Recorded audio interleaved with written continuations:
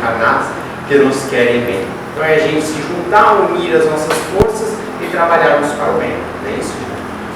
Gente, hoje quem vai fazer a palestra vai ser a nossa irmã Fermiana. Ela vai falar sobre o livro Libertação. Capítulo Entendimento. E o capítulo dela é Entendimento do livro, né? Entendimento, tá? Então que você possa nos fazer entender bastante nesse capítulo.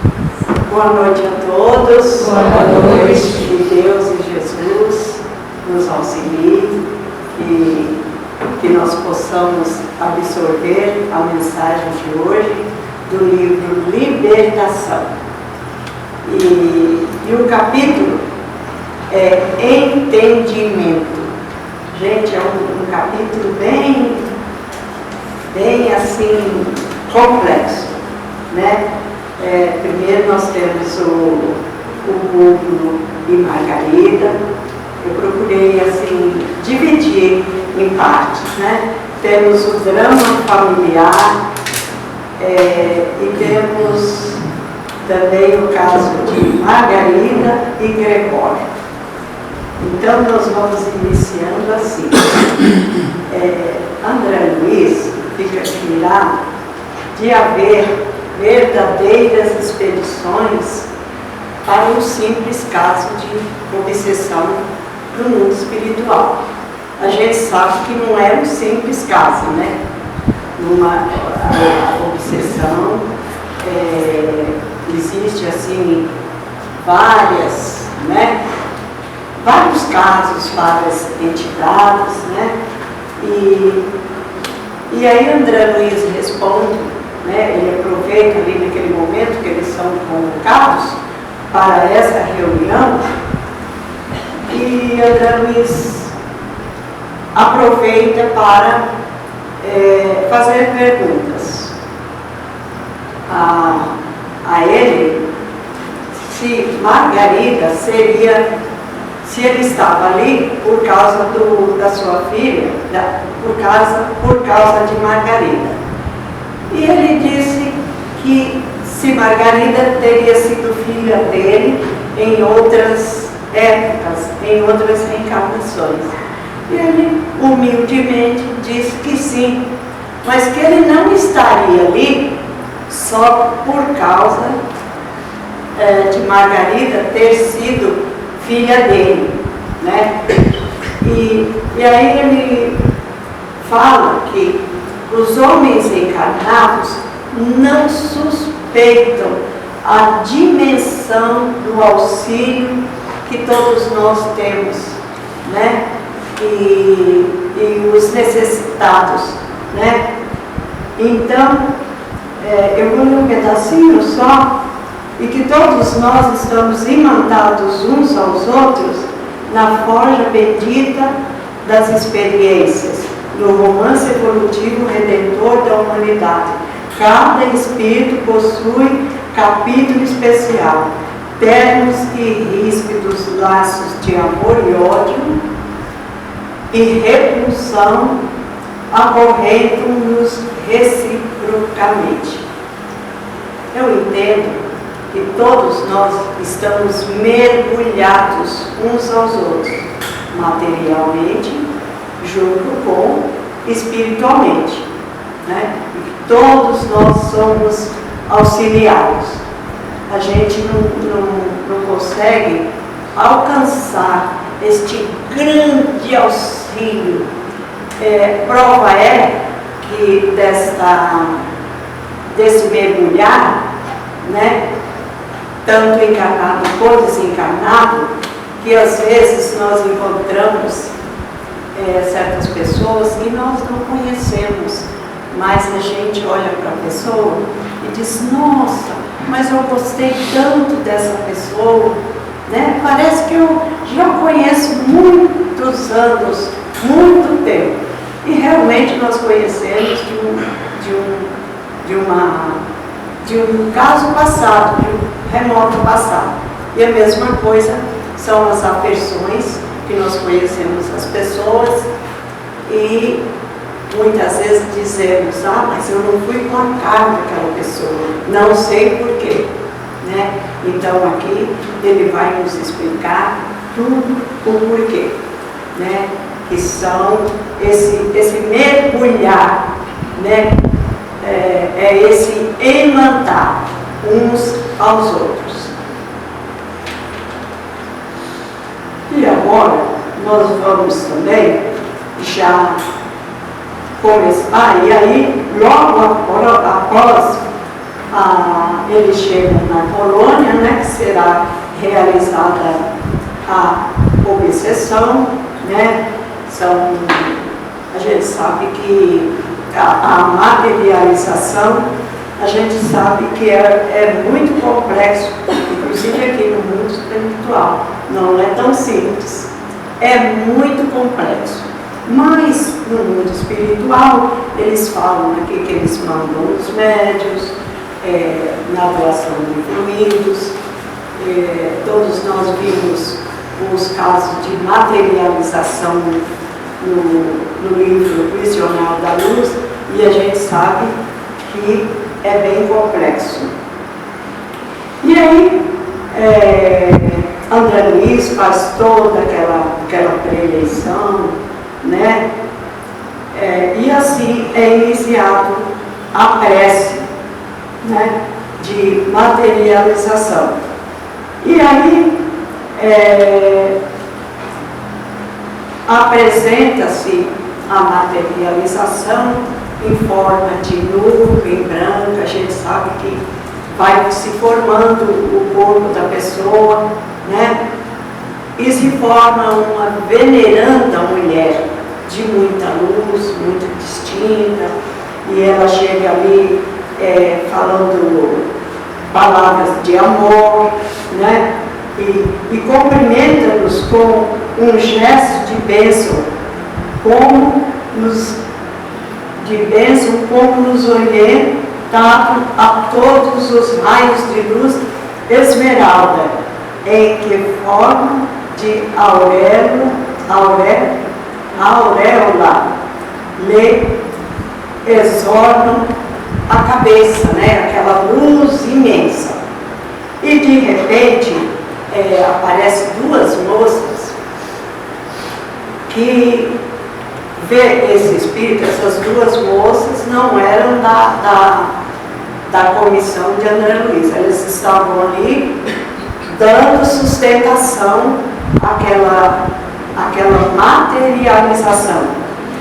E do nada aparece essa senhora que materializa, e uma delas se achega a esse espírito e diz: mãezinha querida, clamou uma delas, com tal inflexão de voz que nos cortava as fibras do coração, né?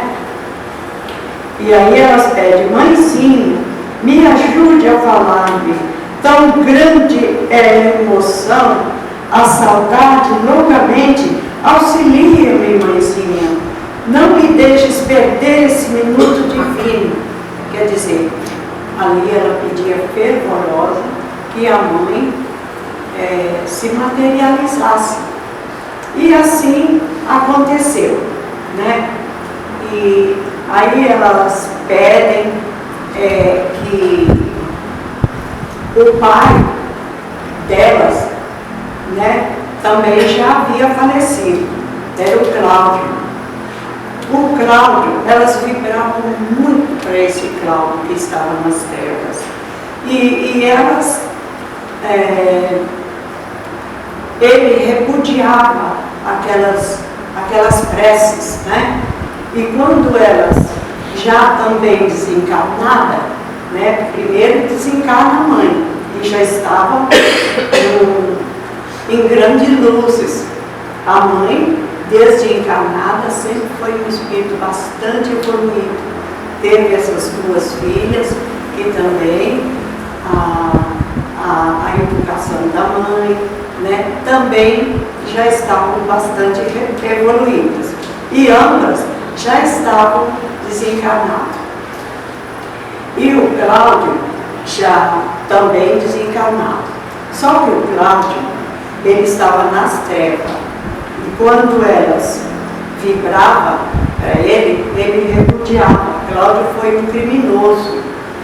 Para dar uma condição boa à família, ele assassinou um sobrinho, que era uma herança mais ou menos de boa quantidade, que só os dois iriam receber essa herança. Aí Cláudio envenena este sobrinho, que chamava Antônio, né, para ficar com a herança, para dar o objetivo dele era dar uma vida melhor, uma condição financeira à esposa, à família dele, uma condição definida, né? E a esposa e essas duas filhas, esse crime ficou impune. Ninguém ficou sabendo, só ele mesmo. Cláudio vive 40 anos. E após ele assassinar este sobrinho, ele começou, dá licença, gente, a ter remorso, a ser perseguido pelas entidades das sombras. Só que ele conseguia esconder esse sentimento que estava junto com ele, esse remorso. Ele sempre foi um bom pai, foi um bom marido, mas carregou durante esses 40 anos este remorso, né? E também proporcionou à mãe e às duas filhas uma superioridade, uma situação bem financeira resolvida, mas era uma superioridade mentirosa, porque a parte do sobrinho ele havia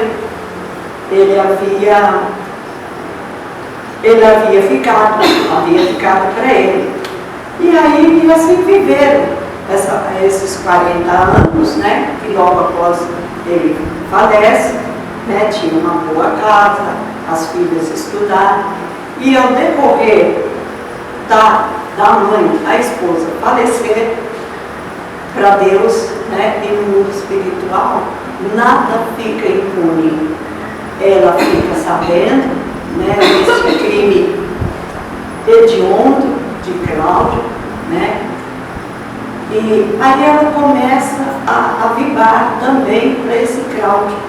Mas aí ele já estava nas sombras, né, com 6 entidades, né, que eram junto com o sobrinho e mais essas 6 entidades. E as filhas pedem intensamente, ela pede intensamente às filhas, né, as filhas também, após desencarnar, foram socorridas, já trabalhavam, né, também no mundo espiritual.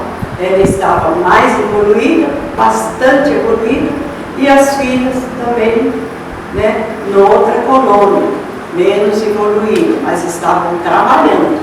E elas estavam ali naquela expedição, pedindo muito para que a mãe, uma hora, se comunicasse como elas fariam, né, o que elas fariam. Porque quando elas intensificavam mais as vibrações, ele se revoltava mais ainda e saía como louco, gritando, né? E aí a mãe diz: filhas amadas, o sol combate as trevas todos os dias. Batalhemos contra o mal incessante até a vitória, né? Que elas batalhassem, que elas continuassem fazendo intensamente aquelas preces. E essa mãe faz toda uma rogativa naquela materialização ali para os espíritos e ao Cristo que fizesse com que este Cláudio materializasse, voltasse para o mundo espiritual, né? Que era o que ela mais rogava, o mais depressa possível, porque ele reencarnando, ela tinha méritos e ia também reencarnar assim que ele reencarnasse, e que ela não podia reencarnar sem ele ter reencarnado, né? E que ela não se encontrava feliz, né, no mundo evolutivo se um ente amado estivesse naquelas trevas profundas. E que essas três, a mãe e a filha, se viram também na obrigação de ajudar este Cláudio, porque desse crime que ele fez para beneficiá-las, embora foi errado, mas elas, sem saber, elas beneficiaram daquele conforto. Olha como é a espiritualidade, né? Sem elas saber, elas foram beneficiadas no plano terreno, né, daquele dinheiro, né, e que hoje elas se viam, né, após saber, elas se viam na obrigação de ajudá-lo o quanto pudesse, né?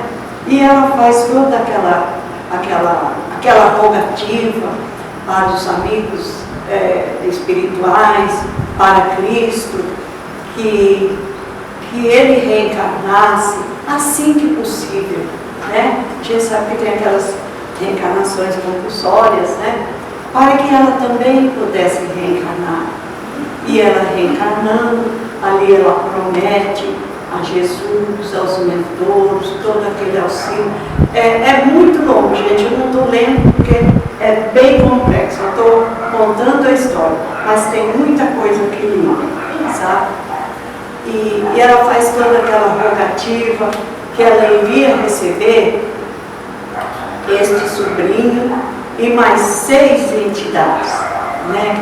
Que a primeira coisa que ela iria fazer era pronunciar o nome do Cristo e vivenciar o Cristo o tempo todo na casa dela.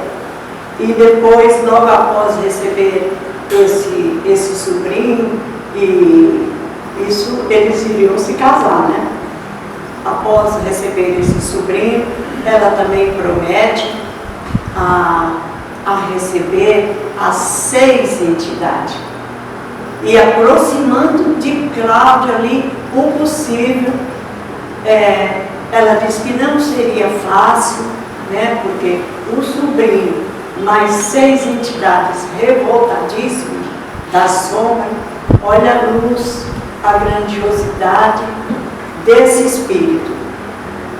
E ela fala isso tudo rogando assim, olha, numa emoção tremenda. Aí ela aconselha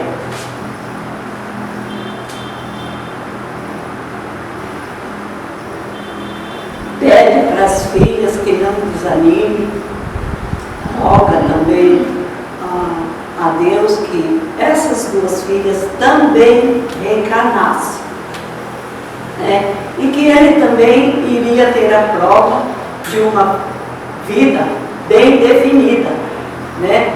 Para sustentar essa turma toda, né? Seriam o quê? 7, 8, 9. Essas 2 filhas iriam reencarnar para nos momentos ali de muita tribulação. Essas 2 filhas iriam ajudá-la. A missão era muito grande. Era ela e essas 2 filhas para aproximar estas 6 entidades revoltadíssimas, né, de Cláudio, né? Olha, gente, receber, eu vou até fazer uma brincadeirinha para descontrair. Por quê? Receber essa turma de briguento dentro de casa não ia ser fácil, né? Então, E assim ela faz toda aquela prevenção, né, para os amigos espirituais, né, que esse pedido que ele iria reencarnar, as duas filhas também iriam desencarnar, e aí começa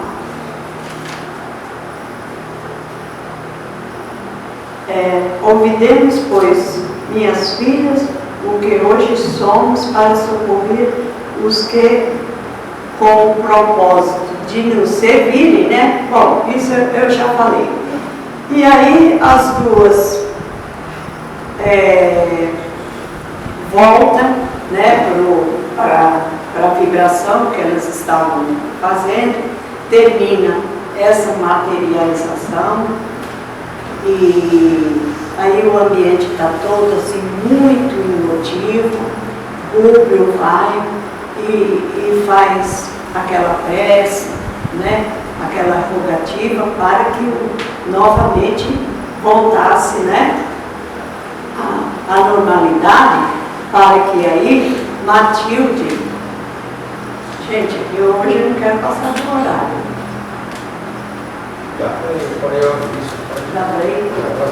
Aí começa a preparação da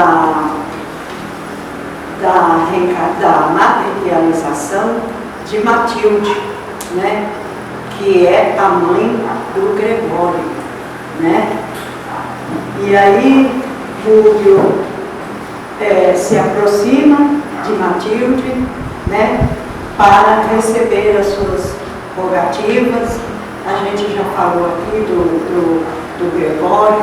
Gregório foi um espírito muito trevoso, que viveu nas sombras profundas, né, por 700 anos. E aí Matilde materializa e rogando que Rubio fosse, que ela havia percebido que havia chegado o momento de tentar ajudar Gregório. Há 650 anos ela já estava acompanhando, e há 50 anos ela vinha percebendo que Gregório já não era mais aquele. Ele tinha dúvida se o mal deles iria vencer o bem. Já cansado, os seus pensamentos já envelhecidos, e Gregório chefiava terrível espíritos, né, das sombras, aqueles mais terríveis, né, todos se dobravam a ele, né? E Matilde diz que percebe que ele já não era assim tão terrível, já não judiava tanto como ele passou 700 anos, 650 anos, e mais 50 nessa longevidade, são 700, né? Fazendo o mal. E Matilde também é o mesmo caso dessa outra veneranda mulher, né? Era um espírito muito evoluído, mas que sentia muito pelo seu filho, né? Que para a humanidade, o Gregório é um monstro. Ele sempre foi considerado um monstro terrível, mais terrível. Ele foi um sacerdote, né? Como todos aqui, a maioria, nós já falamos sobre isso, né? E que ela também, na sua evolução, ela não é que ela não conseguia ter paz, mas ela sofria, porque para a humanidade Gregório era um monstro, mas para ela era uma joia ama, né? Olha o amor de uma mãe, o amor dos espíritos evoluídos, né? Então, e aí ela faz toda aquela rogativa para que André Luiz fosse, ainda demoraria, né? Porque ela vinha percebendo essa mudança após esses 50 anos. E André Luiz não, Rubio, diz para ela que ele era todo assim, grato a ela, né? Que ele via assim, né? E ela inclusive disse que nessa lição que ele era muito rebelde, que podia ser, né, que eles conseguissem, né? Não vou contar o resto da história, o final da história, e podia ser que ele também maltratasse o Rubio, e Rubio, com toda aquela humildade, né, que devia, a Matilde já havia auxiliado muito ele, inclusive no caso de Margarida ainda estava imantada, né, nas mãos de Gregório, que a obsediava, né, e que nem, por mais que ele o maltratasse, ele seria grato, ele se sentia assim, não enaltecido, mas grato a Matilde por tanto que Matilde fazia para ajudar Gregório e também auxiliando a Margarida, né? Bom, gente, e eu vou parando por aqui, porque esse capítulo também está bem assim, contido no próximo de quem vai falar, né?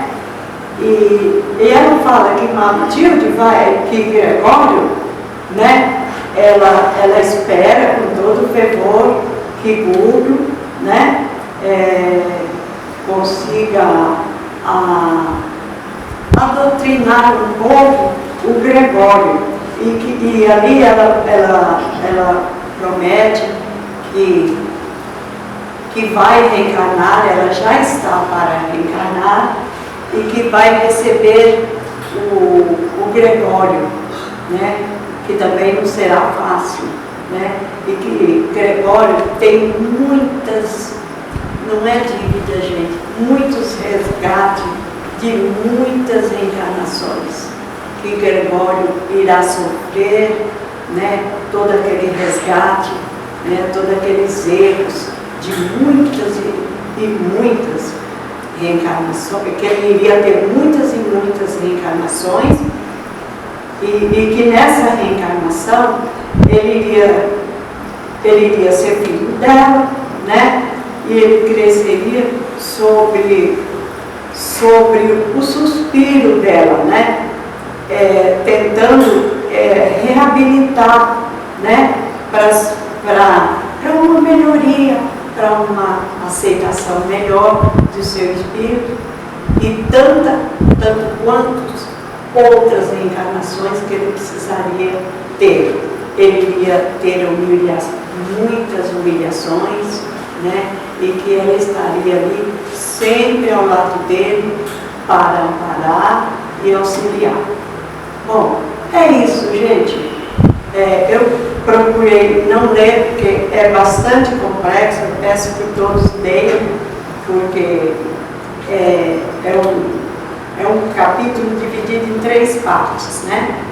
E tem muita coisa. Eu peguei os pequenos tópicos, porque na outra eu passei do horário. Então nessa eu peguei bastante pequenos tópicos. Então, que Deus nos auxilie, nos ampare. Muito obrigado por me ouvir, e que eu possa poder transmitir a vocês um pouquinho da mensagem de hoje, da lição de hoje. Ok? Obrigada.